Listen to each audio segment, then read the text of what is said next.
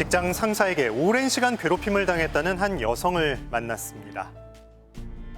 사람이 살면서 정말 참을 수 없는 게 억울함이 아닐까 싶어요. 정말 이것처럼 억울한 게 없더라고요. 그녀의 직장은 장애인 이동지원센터. 장애인 분들 이동 지원 업무를 하고 있는 그런 회사였고요. 처음에는 저도 사무직으로 지원을 해서 갔거든요. 뭐 보조금을 횡령했다고 하면서 보조금 물어내라. 제가 사무 업무를 보지 않았을 때 보조금이었는데 자꾸 저보고 썼다는 거예요. 그것이 처음에 발단이었어요. 이후 횡령은 오해로 밝혀졌지만 A센터장의 괴롭힘이 시작됐습니다. 보직이 운전이 아니잖아요.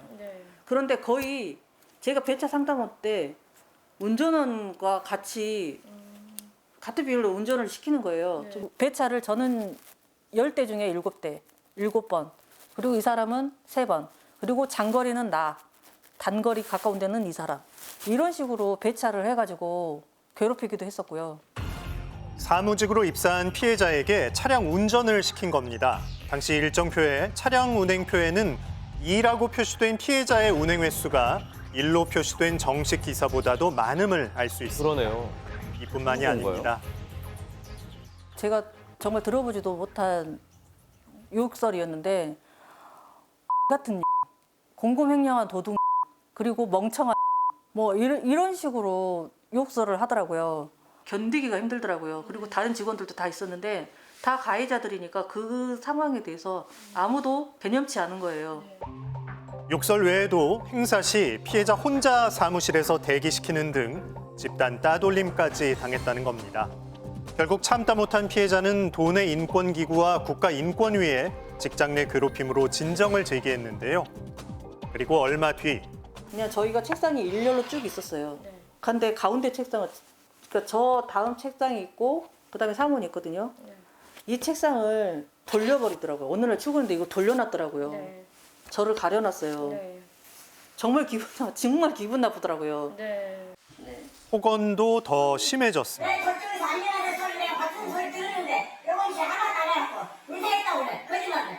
제가 그럼 들어오면서 안녕하세요 이렇게 들어와야 되나요? 명절을 여기다 저 주고 앉는 것은 내가 아니요. 자 여기 들어오세요. 안녕하세요 소리 내가 못 들었어? 그러니까 여기다가 저 허락 받아갖고 내리죠. 오늘 못 써. 저는 안 했어요. 안 했으면 가만히 있으라고. 왜 때려? 방송을 안 했다는데 당신이 해석이 되는 거 아니야? 제가 했다고요? 그럼 왜 대드냐고? 그러고 앞으로 내일부터 일찍 보고 하셔. 일찍 보고 하고 뭐 반차나 연차 쓸 때 나한테 얘기하지 말고 그 사모님한테 얘기하라. 그래 나 사모한테 보고 갔으니까. 그러니까 회장님 그러면은 똑같이 하세요. 똑같이. 똑같이 하고 있어. 그러니까 일찍 보고도 1호차, 2호차 같이 앉혀놓고 똑같이 하시고 같이 같은 자리에서 같이 보고하고 야 장난치게 얘기를 열어. 제가 대드는 게 아니니까 그래 너요. 네가 회장님 아니 너요. 같은 같은 일 뭐요? 다행히 도내 인권위 조사 결과 직장 내 괴롭힘을 인정받았습니다. 하지만 그 후 피해는 오히려 더 커졌다는데요. 혈압을 뒤졌다. 공공을 횡령했다. 같이 일을 못한다. 불안해서 일 못한다. 뭐 이런 식의 내용. 매번 이런 식이고 무조건 문서화 시켜가지고 징계 의결서를 만드는 거예요. 피해자를 제외한 직원 전원이 모여 징계 의결서를 작성한 겁니다. 그리고 얼마 후 해고 통보까지 받은 피해자. 문제가 시간당 많아 일정을 보이는데요. 하면서 막 아무런 생각도 안 나더라고요. 그래서 이게 뭐지? 그런데 뭐 글을 읽는데 이 글씨가 하나도 안 보일 정도로 정말 멘붕이 오더라고요. 그래서 그냥 제 자리에 그것만 던져놓고 사무실에 사람이 누구한테 물어볼 수도 없는 거예요. 이게 피해자는 아직도 그 충격에서 벗어나지 못하고 있습니다. 아침 저녁으로 뭐 우울증, 불면증에 관련된 약을 먹고 있고 인권위의 권고에도 불구하고 피해자를 해고한 A센터장. 그 이유가 뭘까요? 뭘까요? 안녕하세요. 저희 KBS에서 나왔는데 혹시 센터장님 계신가요? KBS요? 네. 무슨 일은? 박주현 씨는 왜 해고하신 건가요? 그래서 대답해줘야 돼요? 네. 그 그치 당장 그거 말하니까 직장 내 괴롭힘 한 것에 동의하시는 건가요? 동의 못합니다. 동의 못하고 나 거기에 가만히 있는 거 없어요. 아, 예.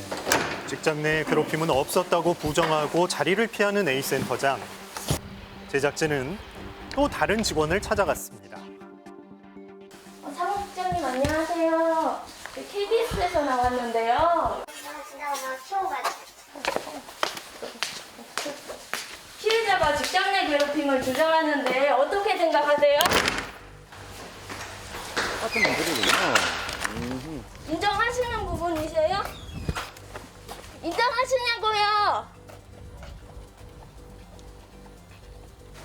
답답한 마음에 A센터장에게 직접 연락을 한 피해자. 뭐 복직이나 그런 부분에 대해서 센터장님 의견을 듣고 싶어서요. 그래서 함께 지금 자네하고 이번에 소송했잖아. 그 이제 거기서 판결이 나겠지. 그럼 소송을 통해서 하시겠다고? 여전히 가해를 인정하지 않는 A센터장.